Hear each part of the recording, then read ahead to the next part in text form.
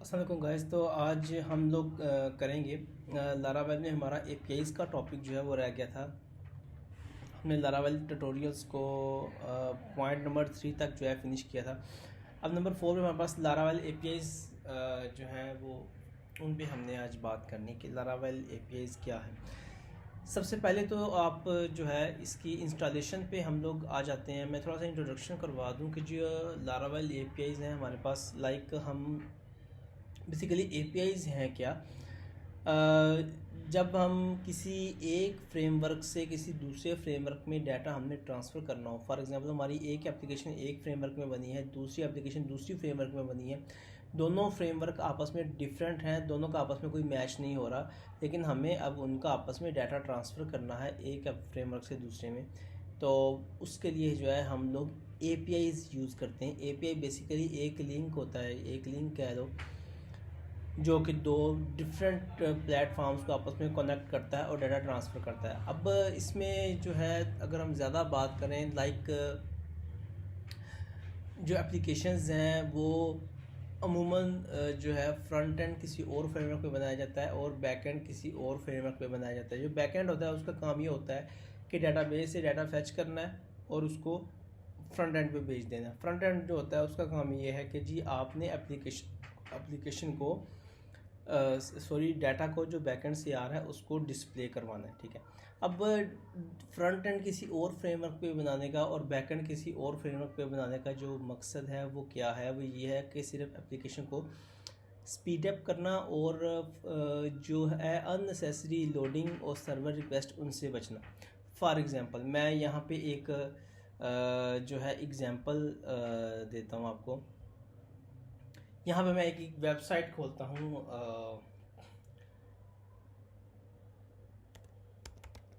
द्राज। ये मैंने एक वेबसाइट खोली, ठीक है, इसको मैंने ओपन कर लिया। अब आप यहाँ पे देखिए, अगर मैं इस पर क्लिक करूँ, इस लिंक के ऊपर क्लिक करूँ, सेल ऑन द्राज, अभी ये पेज फुली लोड हो जाए एक बार।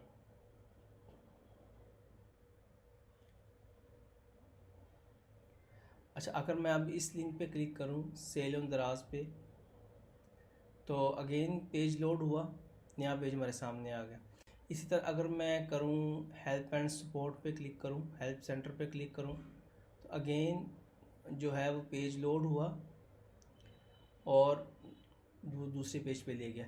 ये जो बार बार पेज लोड हो रहा है ये एक्चुअली हो क्या रहा है, ये सर्वर पे रिक्वेस्ट जा रही है। अब हम करवा क्या रहे हैं, इधर हम करवा तो इधर जस्ट ये रहे हैं कि जो है हम पेज लोड करवा रहे हैं, हम नेविगेशन कर रहे हैं, लेकिन बार बार जो है वो सर्वर बीच में इन्वॉल्व हो रहा है, सर्वर पे रिक्वेस्ट जा रही है और एक नया पेज लोड हो रहा है।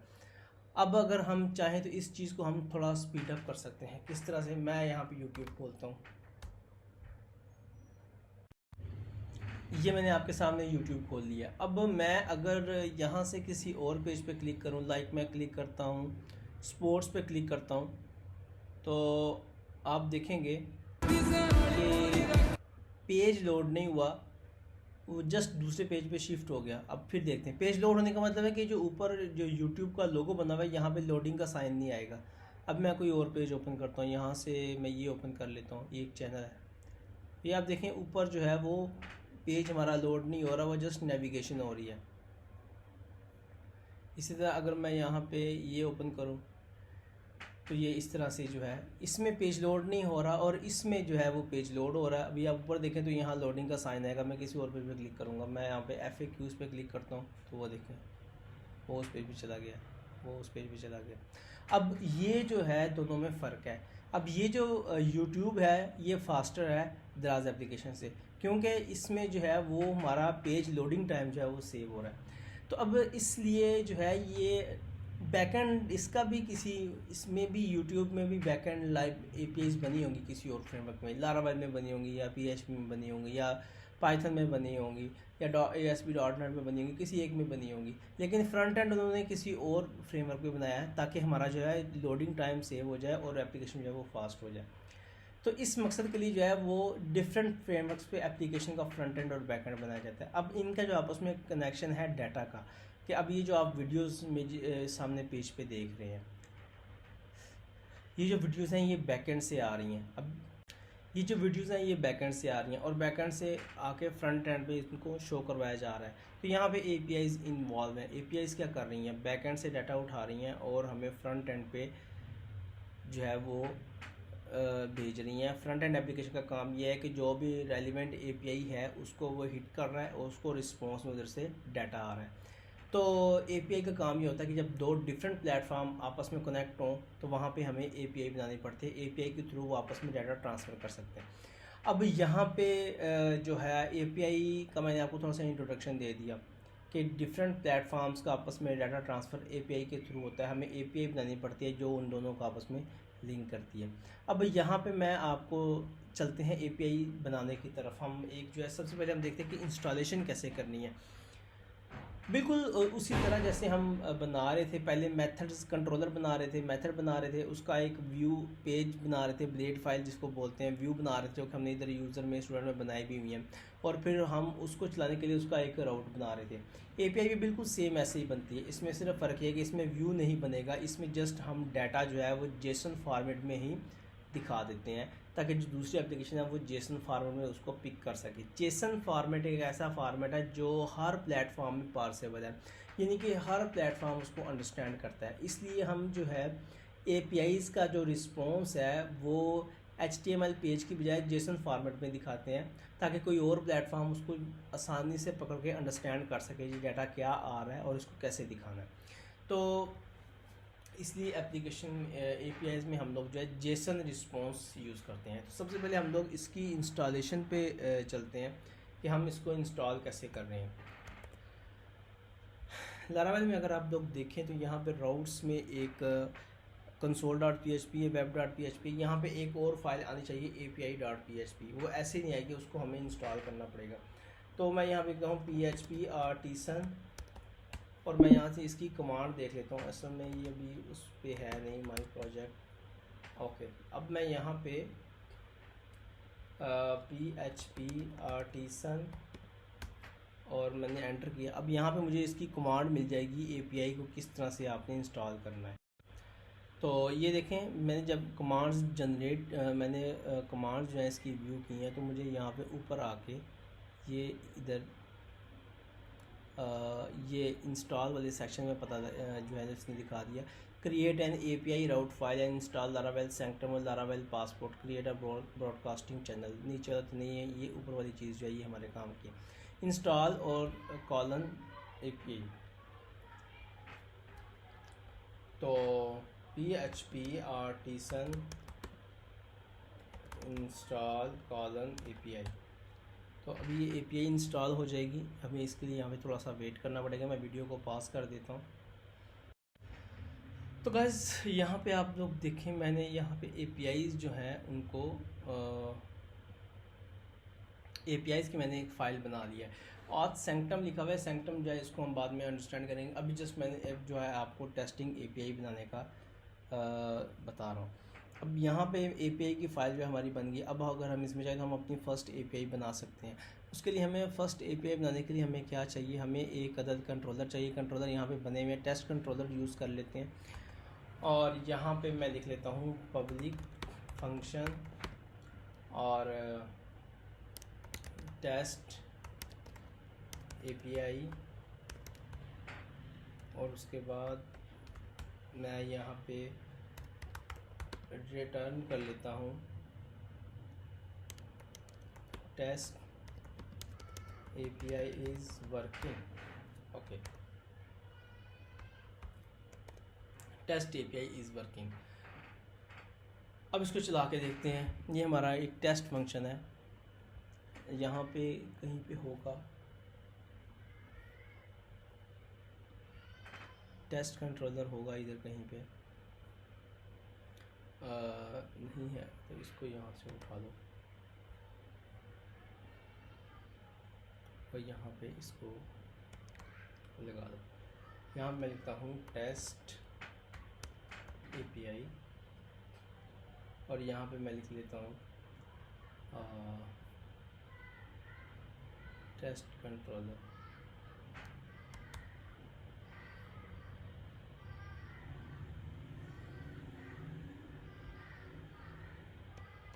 और यहाँ पे मैं इसको टेस्ट एपीआई को जो है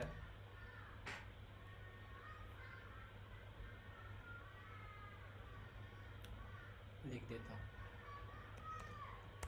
अच्छा, अब होगा क्या, अब जब मैं एप्लीकेशन को चलाऊँगा यहाँ से मैं डाटाबेस चला देता हूँ ताकि वो उसको एरर ना दे हमें। ओके, तो अब मैं जो है टेस्ट एपीआई यूआरएल को कॉल करूँगा तो वो मुझे ये मेथड जो है इसका रिस्पॉन्स दिखाएगा। अभी चेक करते हैं। PHP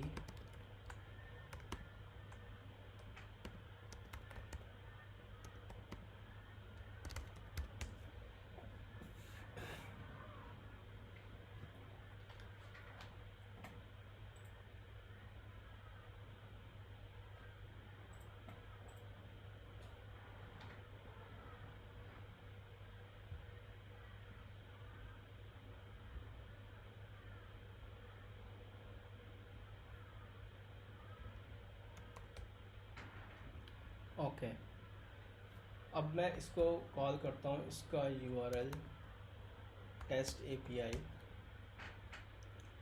और वो कह रहा है कि जी यूआरएल नॉट फाउंड। सॉरी, जब एपीआईज़ के बात की जाए तो यूआरएल के बाद पहले एपीआई लिखा जाता है, उसके बाद आगे आप अपना यूआरएल लिखेंगे।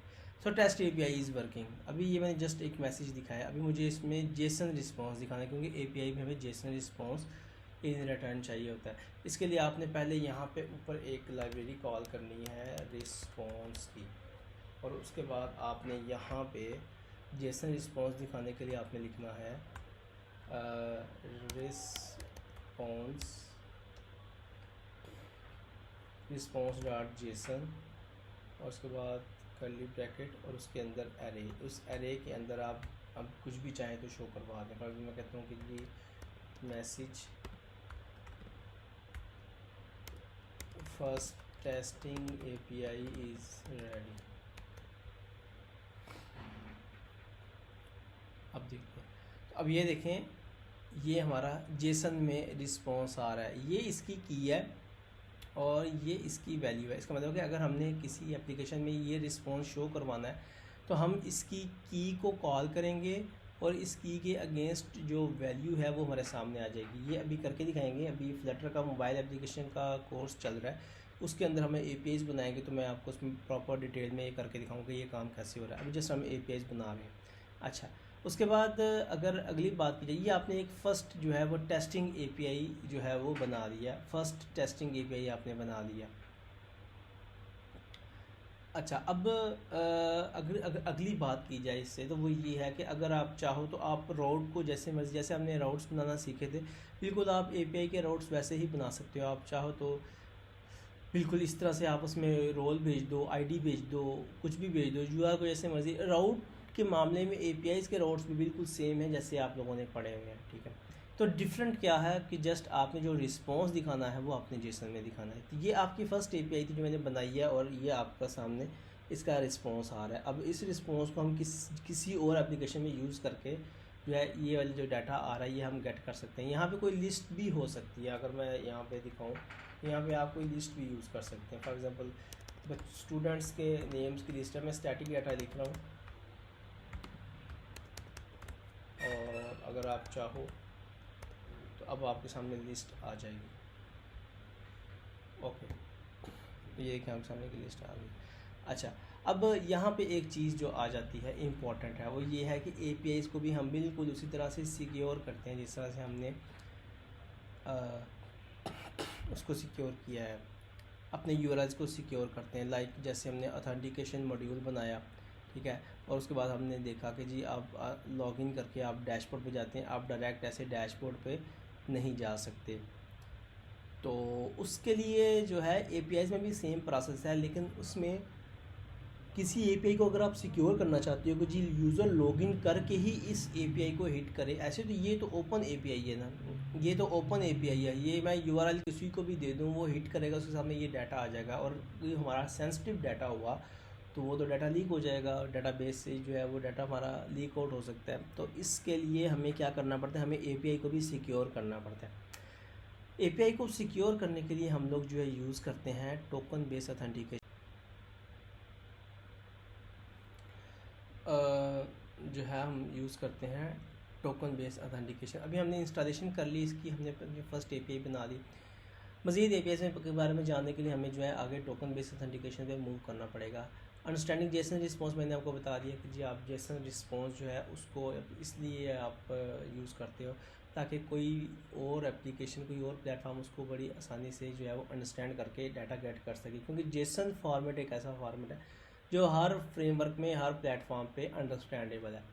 तो इसके लिए हम जेसन रिस्पॉन्स यूज़ करते हैं, क्योंकि हमें नहीं पता होता कि हमने एपीआई बनाई है तो जिसने इसको यूज़ करना है वो एप्लीकेशन किस फ्रेमवर्क पे बनी है, इसकी कोई गारंटी नहीं है। आप जो है बैकएंड की लारावेल में एपीआई बना के आगे उसको फ्रंट एंड में रिएक्ट जीएस के फ्रेमवर्क एप्लीकेशन में यूज़ कर लो, एंड्रॉयड एप्लीकेशन में, फ्लटर एप्लीकेशन में यूज़ कर लो, जहाँ मर्जी यूज़ कर लो, हमें पता नहीं होता। तो ये जेसन फार्मेट एक जनरल फार्मेट है जो हर जगह पे जो है वो इस्तेमाल हो सकता है, इसलिए हमें जो है जेसन फार्मेट यूज़ कर रहे हैं।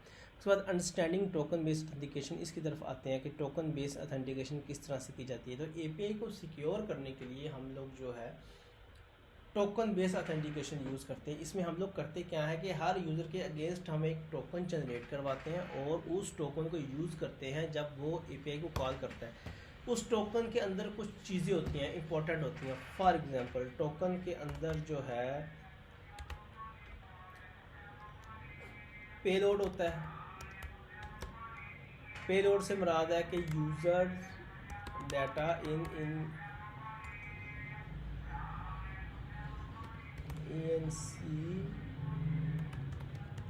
encrypted form. उसके बाद क्या होता है, उसका एक्सपायरी डेट होती है टोकन की।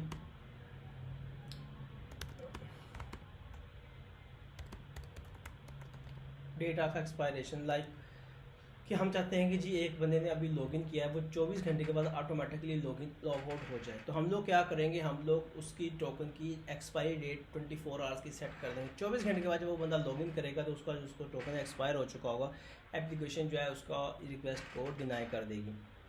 अच्छा, एक दो चीज़ें इसमें टोकन में और होती हैं, वो साथ ही पढ़ लेंगे जब हम इसको पे करेंगे। जो इंपॉर्टेंट थी वो ये थी कि ये तो है पेलोड, उसमें यूज़र का डाटा होता है, लाइक यूज़र का डाटा, ईमेल, उसका पासवर्ड, उसका फ़ोन नंबर, लेकिन इनक्रिप्टेड फॉर्म में होता है। जब एपीआई हिट होती है तो सर्वर पे जाके उस डाटा को जो है वो चेक किया जाता है कि जी ये जो रिक्वेस्ट आई है, इसमें जो टोकन है ये वैलिड है, इसके अंदर कोई डाटा है, और वो जो डाटा है वो हमारी डाटाबेस में एग्जिस्ट करता है। ये इस यूज़र ने पहले से लॉगिन साइन अप अगर किया होगा तो वो जो है डाटा उसका वैलिड होगा और उसको वैलिड करके वो जो है एपीआई को कॉल करवा देगा। अगर इनवैलिड होगा तो वो क्या करेगा, वो उसको जो है वो डिनाई कर देगा। तो ये इस तरह से ये काम होता है। टोकन बेस्ड ऑथेंटिकेशन ये होती है कि टोकन की बेस पे हम जो है यूज़र को वेरीफाई कर रहे हैं, उसको ऑथेंटिकेट कर रहे हैं। अच्छा, अब यहाँ पे ये मैंने बता दिया आपको कि टोकन के बारे में 2-3 चीज़ें। अब टोकन की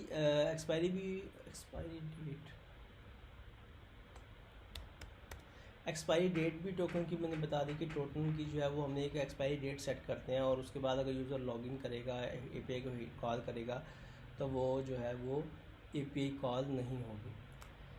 अच्छा, अब बात करते हैं इसको जो है यूज़ करने की, टोकन बेस्ड ऑथेंटिकेशन को यूज़ करने की बात करते हैं कि यूज़ कैसे करना है हमने। इसके लिए आपने पहले एक जो है वो ऑथेंटिकेशन मॉड्यूल इंस्टॉल करना है। यहाँ पे सैंक्टम इंस्टॉल होगा इसके साथ ही, तो हम उसी को यूज़ कर सकते हैं। सैंक्टम बेस्ड टोकन यूज़ करने के लिए आप जो है सबसे पहले आपने जो है एपीआई जब इंस्टॉल की है, आप यहाँ पे अगर आप देखें जब आपने एपीआई को इंस्टॉल किया तो उसके साथ जो है वो आपका सैंक्टम जो है वो इंस्टॉल हो गया, ठीक है, यानी कि मॉड्यूल इंस्टॉल हो गया। अब जस्ट आपने उससे टोकन जनरेट करवाना है। उसके लिए आप जस्ट क्या करेंगे, आप लोग इधर आएंगे और यूज़र के मॉडल में आपने ये वाली लाइन ऐड कर देनी है। ये लाइन ऐड करने के बाद आपने जो है ये लाइन रिप्लेस कर देनी है। जो पहले लाइन थी इधर, उसमें ये नहीं था, ये नहीं था, सिर्फ ये दो थे, हैश फैक्ट्री नोटिफाइड, तो हमने इसको भी ऐड कर दिया। जब ये दो चीज़ें ऐड कर दी तो अब आप हर यूज़र के अगेंस्ट टोकन जनरेट करवा सकते हैं। उसके लिए आपने जस्ट सिंपल करना क्या है कि मैंने जो है वो अभी आपको दिखाने के लिए एक टोकन जनरेट किया। उसके लिए मैंने जस्ट किया क्या है, मैंने एक यूज़र का न्यू ऑब्जेक्ट बनाया, उसकी आईडी, उसका name, email, password, phone number, मैंने इसको मैनुअली सेट किया। मैनुअली से मुराद है कि मैंने खुद से उसको जो है वैल्यू दे दी। डाटाबेस से भी हम अगर यूज़र क्रिएट हो तो उधर से भी डाटा फैच कर सकते हैं, लेकिन अभी फ़िलहाल के लिए जो हमने उसको मैन्युअली डाटा हमने सेट कर दिया। ये सारी फील्ड मैंने सेट की हैं जो यहाँ पे फिलेबल में थी। ये जो फिलेबल में जितनी भी होंगी आपने जो है वो सारी सेट होनी चाहिए। अब ये 4 चीज़ें मैंने उन चारों को मैनुअली जो है उनकी वैल्यू दे दी, नेम दे दिया, ईमेल दे दिया, पासवर्ड दे दिया, फ़ोन नंबर दे दिया। उसके बाद मैंने जस्ट क्या किया, यूज़र और उसका क्रिएट टोकन का मेथड कॉल करवाया। यहाँ पे मैंने जो है टेस्ट टोकन जो है इसका नाम लिखा है। ये मैंने एक नाम लिखा है कि यहाँ पे आपने जो टोकन आप जनरेट करवा रहे हैं उसको आपने किस नाम से करवाना है। यहाँ पे आप जो है चाहो तो यूज़र का ईमेल भी दे सकते हो, क्योंकि यूज़र का ईमेल हमेशा यूनिक होता है। तो आप यूज़र का ईमेल दे दो तो वो भी ठीक है। यूज़र का ईमेल देने के बाद जब आप करोगे तो आपको इस वेरिएबल में रिटर्न में टोकन जो है वो जनरेट होके मिल जाएगा। अब जाके हम इस टोकन को मैंने मैसेज में जेसन रिस्पॉन्स में शो करवा दिया। अब हम उधर जाके जो है एपीआई को कॉल करते हैं और चेक करते हैं। तो ये देखें, मैं इस एपीआई को मैं हिट करूँगा तो मुझे रिस्पॉन्स में ये सारी डिटेल्स आ रही हैं। अब मैसेज के अंदर जो मैंने टोकन का वेरिएबल भेजा था उसमें ये सारा कुछ आ रहा है। अच्छा जी, सबसे पहले इसमें क्या आ रहा है, एक्सेस टोकन आ रहा है। एक्सेस टोकन में क्या आ रहा है, नेम आ रहा है कि आपने जिस नेम से टोकन जनरेट कराया उसका नेम आ रहा है। एबिलिटीज़ जो है वो भी स्टैटिक आ रही हैं। स्टैटिक का मतलब है कि सारी एबिलिटीज़ हैं। अगर आप स्पेसिफिक एबिलिटी देना चाहते हैं, मैं कहता हूँ कि एक बंदा जिसका ईमेल ये है अगर वो लॉगिन करे तो उसको जो मैंने टोकन जनरेट करवा के देना उसको सिर्फ जो है कुछ मैंने परमिशंस देनी है। लाइक मैं कहता हूँ कि वो बंदा मैनेजर है, वो सिर्फ ऑर्डर्स को देख सकता है और उनको जो है फॉरवर्ड कर सकता है। तो मैं यहाँ एबिलिटी में जो भी उनके रेलिवेंट यूआरएल्स होंगे ऑर्डर को देखने के, ऑर्डर की डिटेल देखने के, फॉरवर्ड करने के, उनके यूआरएल से इधर ऐड कर दूंगा तो उसके पास सिर्फ उन यूआरएल्स की ही एक्सेस होगी, वो सारी एप्लीकेशन को एक्सप्लोर नहीं कर सकता। तो ये बेसिकली रोल्स हैं या राइट्स हैं या एबिलिटीज़ हैं, ये आपने यहाँ पे सेट करनी है कि आपने इस यूज़र को कौन सी एबिलिटीज़ देनी है। अच्छा, उसके बाद जो है नेक्स्ट आपने जो है ये एक्सपायर्स एट नल जो है ये जो है टोकन की एक्सपायर डेट मैंने आपको बताई थी कि टोकन जो है वो कब एक्सपायर हो।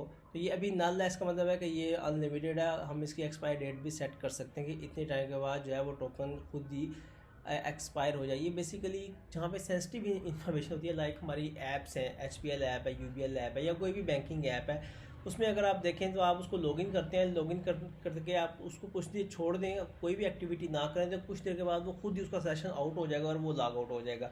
तो ये बेसिकली एक्सपायर वाला जो काम है ये इस तरह की सेंसिटिव एप्लीकेशन में यूज़ किया जाता है जहाँ पे हमें लगता है कि जी हमने यूज़र को ज़्यादा देर तक लॉगिन नहीं रखना, नुकसान से बचने के लिए, स्कैम से बचने के लिए। अगर आप बैंकिंग ऐप में जैसे आप फेसबुक में एक बार लॉगिन करते हैं तो बस वो आपका लॉगिन रहता है, जब भी आप ऐप ओपन करते हैं आपका लॉगिन होता है। अगर बैंकिंग ऐप में भी इस तरह से होगा तो वो ज़ाहिर है कोई और किसी और के हाथ में आपका मोबाइल आएगा, वो आपकी बैंकिंग ऐप को खोल के वहाँ से ट्रांजैक्शन कर सकता है। तो सेंसिटिव एप्लीकेशन में जो है वो टोकन एक्सपायर को सामने रखा जाता है। उसके बाद टोकन इनेबल आईडी है, ये यूज़र की आईडी है एक्चुअली, या टोकन इनेबल आईडी इसका इतना यूज़ नहीं है, इसको छोड़ सकते हैं। उसके बाद क्रिएटेड और अपडेटेड का बताया जा रहा है कि टोकन जो है वो किस टाइम पे यूज़ हुआ है। उसके बाद टोकन टाइप बताया जा रहा है कि टोकन टाइप जो है वो यूज़र है, यूज़र के अगेंस्ट, यूज़र के मॉडल के अगेंस्ट ये टोकन जो है वो जनरेट हुआ है। और ये उसकी आईडी है 5, उसकी यूज़र की आईडी तो नहीं है, ये टोकन की आईडी है।